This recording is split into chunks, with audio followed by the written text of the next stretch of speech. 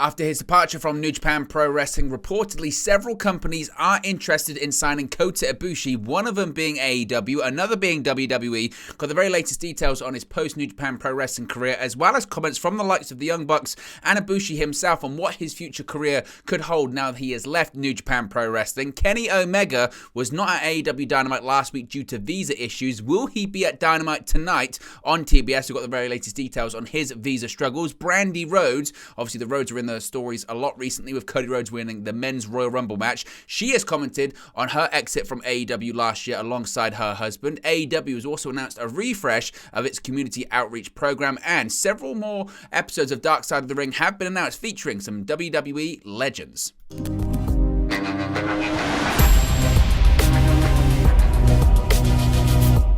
Hey guys, welcome back to Wrestling News 365. Hope everyone is doing very well. As always, there are plenty of news stories to get into in the world of All Elite Wrestling. And one of the biggest stories outside of WWE right now is the exit of Kota Ibushi from New Japan Pro Wrestling. Of course, he's now a free agent. His contract with the Japanese promotion has indeed expired. It expired at midnight on February 1st Japanese time. And in an update, when it comes to the status of the former IWGP World Heavyweight Champion, Kota Ibushi, there's been an update on his status, I suppose, following his departure from New Japan. Now, as I mentioned, Ibushi officially became a free agent at midnight on February 1st in Japan, almost immediately after his New Japan Pro Wrestling contract expired. He was announced then for several GCW shows, which we covered yesterday during WrestleMania week in March. And as per Sean Ross Sapp of Fightful Select, there has been indeed major interest in Ibushi from a number of major promotions. Now, the interest in him varies as to what they would like him to do and how much they would like him to commit to.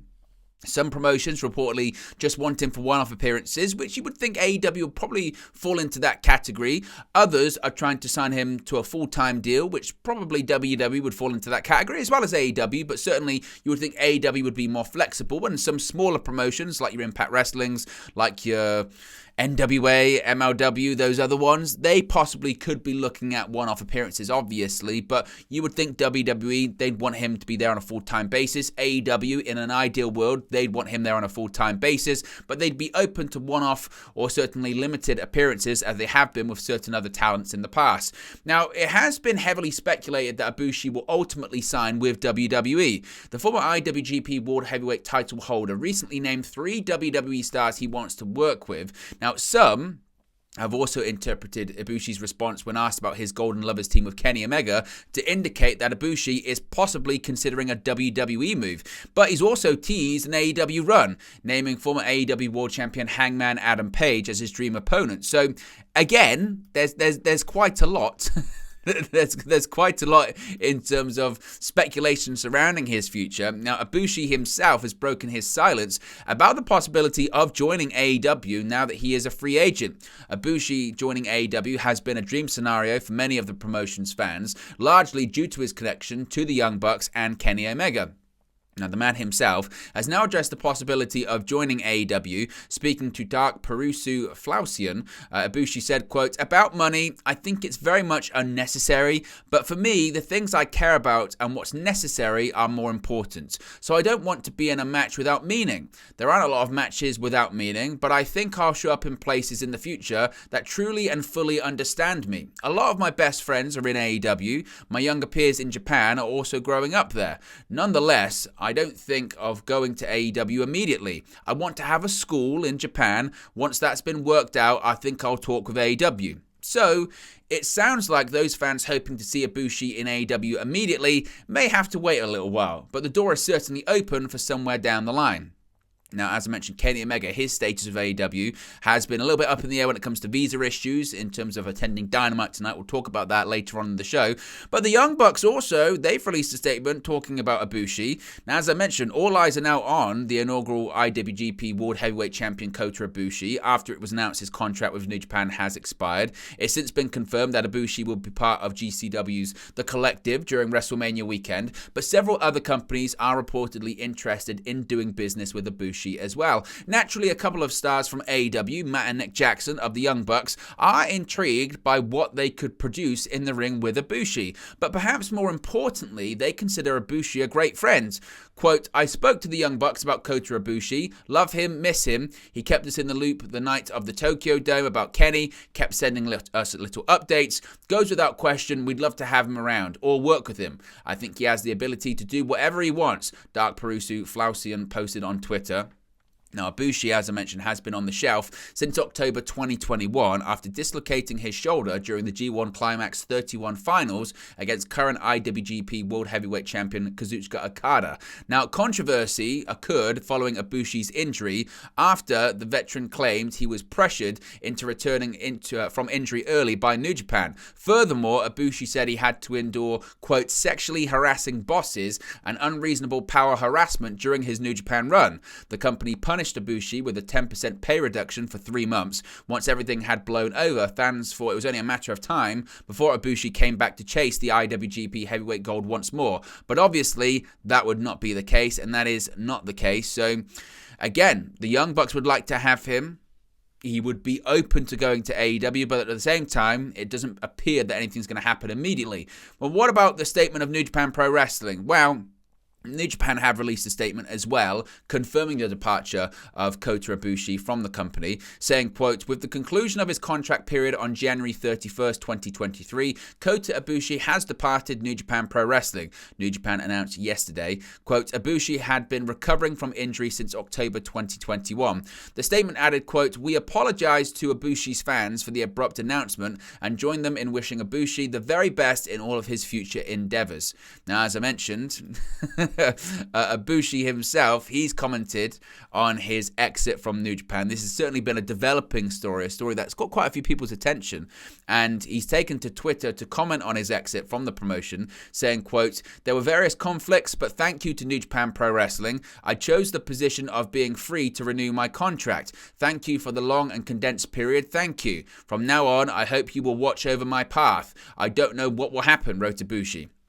As I mentioned, they released that statement, and a few New Japan stars have reacted to Ibushi's New Japan exit on social media, including the likes of former IWGP United States Heavyweight Champion Will Ospreay, former IWGP World Heavyweight Champion Will Ospreay, who called him a, quote, amazing rival and a great friend also. And as I mentioned, when it comes to this GCW situation and the GCW bookings he has, he is going to be appearing at the Collective, a series of wrestling events that take place during WrestleMania weekend in Los Angeles. He's scheduled to compete at Joey Janela's Spring Break and Josh Barnett's Bloodsport. Ibushi's opponent for the latter event has been announced as Speedball Mike Bailey. In addition to that, it had been speculated that he was going to be facing off against Joey Janela in the main event of that Spring Break event, but that hasn't been confirmed just yet. As far as could Ibushi appear for AEW, certainly possible, but anytime soon, I think that's unlikely. But you can let me know your thoughts in the comment section below. Where would you like to see Ibushi land after New Japan Pro Wrestling?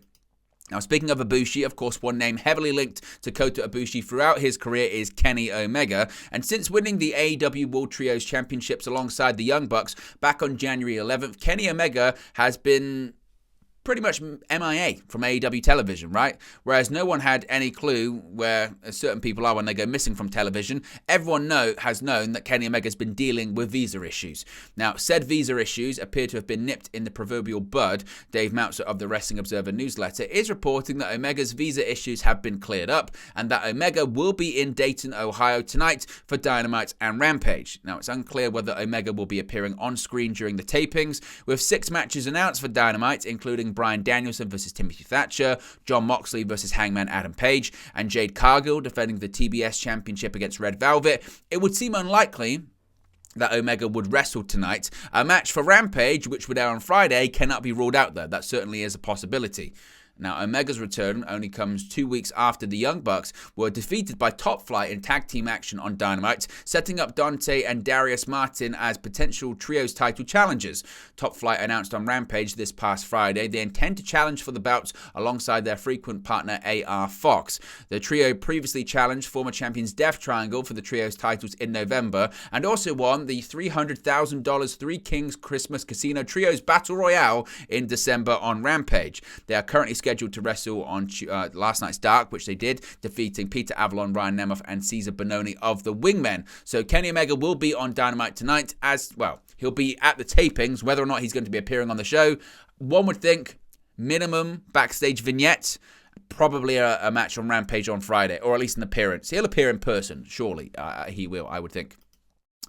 The Rhodes family. The Rhodes family are in the headlines, obviously, with Cody Rhodes' recent return to in-ring action for WWE, winning the men's Royal Rumble match. But we still haven't seen Brandi Rhodes involved in the wrestling universe since her departure from AEW. Now, Brandi Rhodes has commented about stepping away from her career in wrestling and has noted she still has a lot to offer. In a new interview with Bear Magazine, Brandi Rhodes gives an update on her wrestling future as her husband Cody Rhodes has recently returned to WWE. When asked about her decision to step away from her wrestling career, Brandi said, quote, "It has been about a year. I feel very good about the decision. There was a lot about my position in the industry that took a lot of joy out of it for me. Life is too short to be fighting so hard and still left feeling unfulfilled.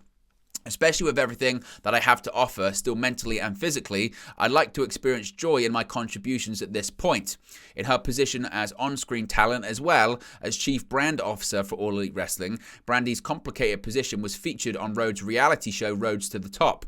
Brandi also commented on being thrilled for Cody's return to in-ring action after suffering a grisly injury in advance of WrestleMania. Oh, actually, it was after WrestleMania, so it was at Hell in a Cell. Brandi said, quote, "I'm very excited for my husband. He's put in so much work in his recovery and has been diligent in returning to his best form. I believe he is at the top of his game, and fans will see and appreciate that." Now, elsewhere in the article, Brandi discusses her podcast, Two Lies and One Truth, as well as teases an upcoming expansion of her empire to include food-based content in addition to her existing Brandi on the Rocks series. Brandi on the Rocks follows Brandi Rhodes checking out different artisan cocktails in the Atlanta area on the Nightmare Family YouTube channel. As far as could she return to WWE at one point, I'm sure it's a possibility. I mean, I think WWE creatively, there's only so many ideas they can do, and given that so many talents on the WWE roster are indeed partners and couples, I think it's only a matter of time. As far as her role in AEW, it's very conflicting, isn't it, about Brandi Rhodes, about her reputation in AEW, whether people liked her, they didn't like her. I don't know if it was necessarily Brandi Rhodes, I decided to take a step away from pro wrestling. Realistically, it's a case of where would she go? Like, what would she do? WWE, by all accounts, she wasn't included in that deal. They didn't want her. She's not going to stay with AEW. Where's she going to go? Impact? I don't know. So maybe that explains that side of things. Now, one thing she was heavily involved in AEW was the community outreach program, and that has been refreshed and revamped by AEW. AEW has announced a refresh and redesign of their community program. Since the company's birth in 2019, All Elite Wrestling has been active in the community through many ways. In 2023, the promotion is seemingly looking to expand that role as they revealed an overhaul of their community program today, February 1st, 2023. As part of the refresh of the program, Mark Henry, Paul White, Jake Roberts, and Sean Dean have all been promoted to special advisors within AEW Together. Furthermore, Caitlin Borden will serve as AEW Together's Director of Community Engagement. Amanda Huber will also continue her impactful work as AEW Together's Community Engagement Coordinator. There's a full press release that's been put out there. I'll read some of it here. AEW announces refresh and renaming of community program AEW Together. Revamp includes program restructuring, enhanced strategic pillars, and the addition of key staff. Tony Khan today announced the company's refreshed and refocused community outreach program under a new name, AEW Together. Moving forward, AEW Together will operate as AEW's philanthropic initiative designed to foster lasting positive change in each market AEW visits. Under the leadership of new Director of Community Engagement, Caitlin Borden, AEW Together will dedicate its efforts and initiatives around four core pillars. Next generation, focusing on youth programs; equity, with an emphasis on human rights and social change; service, helping those in need in the local area; and wellness, focusing on physical and mental health. The efforts of AEW Together complement AEW's commitment to fostering the physical and mental wellness of its talent and staff. Borden and AEW Senior Vice President and Chief Legal Officer Mega Parek established these core pillars with a renewed emphasis on selecting and serving causes near and dear to the hearts of AEW's roster. AEW Together will continue its larger-scale national partnerships with charitable organizations throughout the year, including Culture City, the American Heart Association, and Oceana. In tandem, the team will continue to develop collaborations with local non-profits and organizations to support opportunities in need. AEW Together will also continue fundraising efforts and awareness campaigns for groups that align with the program's core values. AEW Together's relaunch kicks off today, the start of American Heart Month, with a CPR training session done in coordination with the American Heart Association for AEW talent and staff ahead of tonight's live episode of Dynamite in Dayton, Ohio. Now, this is where it does get quite interesting. The following updates to the AEW Together team, who will report into Perec, are effective immediately. As I mentioned about Caitlin Borden, serving as the Director of Community Engagement. Amanda Huber, she'll continue her impactful work as the Community Engagement Coordinator, spearheading the identification of local organizations for collaborations in AEW's touring markets. Her role will encompass coordinating logistics for activations and meet and greets, as well as managing all team communication channels. Mark Henry, Paul White, Jake Roberts, and Captain Sean Dean have been promoted to special advisors to AEW Together. In this role, they will bring their experience and passion for community relations to help identify partner organizations across the country, assist in incorporating talent, participation, and provide counsel of enhancing activations. So there you go. Certainly a well-worthy cause and well-worthy program. And here's hoping they can do some good in the local communities which they reach. Finally, Dark Side of the Ring, one of my favorite programs, appears to be on the horizon. The 4th season of Vice's Dark Side of the Ring is in production. The documentary series, which focuses on controversial topics throughout the history of pro wrestling, will see the late Bam Bam Bigelow, Abdullah the Butcher, and the late Mike Awesome be profiled in the new season, according to PW Insider. It's said that Mick Foley, Jim Cornette, Terry Funk, and Hacksaw Jim Duggan have all been interviewed for the upcoming episodes. Bigelow, who performed for promotions such as New Japan Pro Wrestling, WWE, WCW throughout his career, faced many struggles in his personal life. In his younger years, the former ECW World Heavyweight Champion was often arrested and once incarcerated in Mexico City for 6 months. Years later, Bigelow struggled with his health and addiction. He passed away in January 2007. Meanwhile, Abdullah the Butcher, a WWE Hall of Famer, is known for performing in hardcore matches around the globe. Because of his activities in such bouts, Butcher has several scars on the top of his head from excessive blading. In 2014, the former All Japan Pro Wrestling star was forced to pay $2.3 million in damages to Canadian wrestler Devin Nicholson, who had accused Butcher of blading without consent and infecting him with hepatitis C. Regarding Awesome, he controversially departed ECW and signed with WCW while still reigning as the ECW World Heavyweight Champion in the 1990s. The former WWE Hardcore Champion was tragically found dead at his home in February 2007. Dark Side of the Ring, created by Evan Husney and Jason Eisner, first aired in 2019 and has previously covered topics such as the Montreal Screwjob, Vince McMahon's steroid trial. Chris Jericho has narrated the show since Season 2. No update on when those episodes will air or when the new season is going to air, but it is currently in production. As far as other episodes, I mean, the last series was the longest series they've ever done. I don't know if they've got a similar episode order. Nevertheless, again, I'm a big fan of the show, so interested to see it come back. But there you go, guys. It's the latest news in the world of AEW. Let me know your thoughts in the comment section below. Be sure to smash a like on the like button. Be sure to subscribe, bottom right-hand corner, and I'll speak for you again very, very soon. Hey guys, thank you for watching, listening, streaming, or however you come across this video today. Be sure to click on the video on the right there to watch our next video, or click the bottom there to subscribe, or the bottom right-hand corner. Thank you very much, and I'll speak to you again very soon.